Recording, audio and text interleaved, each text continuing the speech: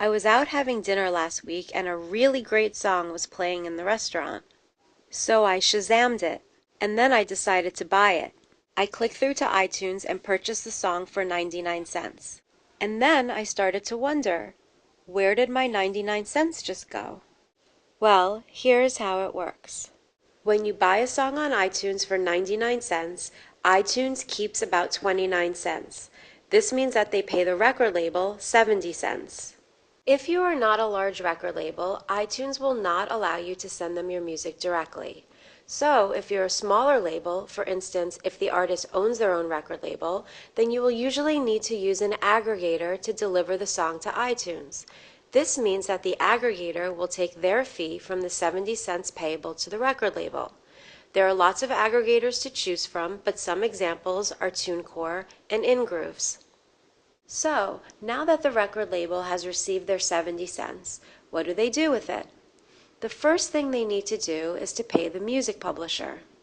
Anytime a song is sold, whether it be a digital download or on a physical record album, the music publisher must be paid. This payment is for the underlying composition, which means the written lyrics and the written music. This payment to the publisher is called a mechanical license. For digital sales, the record label pays the publisher the rate required by law, which is currently 9.1 cents per song download. The music publisher then pays the writer of the song. This amount will depend upon the terms of their publishing deal. To briefly recap, iTunes takes their 29-cent fee and then pays the record label 70 cents. If it is a smaller record label, then they must pay the aggregator a fee. The record label then pays a mechanical license of 9.1 cents to the music publisher, and the music publisher then pays the writer of the song. Okay, so what about the artist? What do they get paid? To figure this out, let's take a quick trip back in time.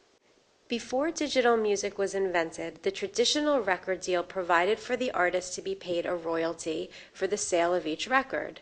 For anything else, the artist would usually be paid 50% of the net proceeds received by the record label. At the time, anything else basically meant licensing of the song, such as for commercials, TV, and movies. Remember, at this time people didn't own computers, so there was no such thing as digital music, let alone iTunes. This is where the trouble begins.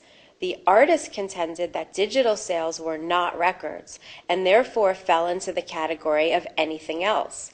This would mean that the artist would receive 50% of the 70 cents paid to the record label from iTunes after the record label costs. Well, the record labels did not take this lightly. They contended that digital downloads were the same thing as the sale of physical records, and therefore digital sales should be based upon the standard artist record royalty rate. These days, record contracts specifically set forth the artist royalty for digital downloads. This rate will depend upon the deal negotiated. For physical records, meaning CDs and actual record albums, the royalty paid to the artist for selling an entire album is higher than for selling singles.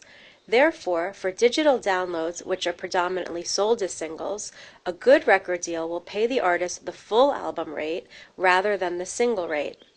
The full album rate is generally around 13 to 18% depending upon the stature of the artist. So, on average, an artist would receive somewhere between 10 to 11 cents per song download, provided that the record label has recouped any advance paid to the artist and all recording costs.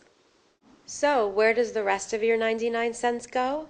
Well, the record label now needs to pay the producer and any other royalty participants on the track. Well, there we have it. You pay iTunes 99 cents. iTunes takes around 29 cents and then pays the label 70 cents. This 70 cents is reduced by any aggregator fees. Then the label pays the 9.1 cent mechanical royalty to the publisher, the negotiated royalty to the artist, and then the royalty to the producer as well as any other royalty participants on the track. So, next time you click Buy Song on iTunes, you will know exactly where your pennies are going now that you've been downloaded. Get it?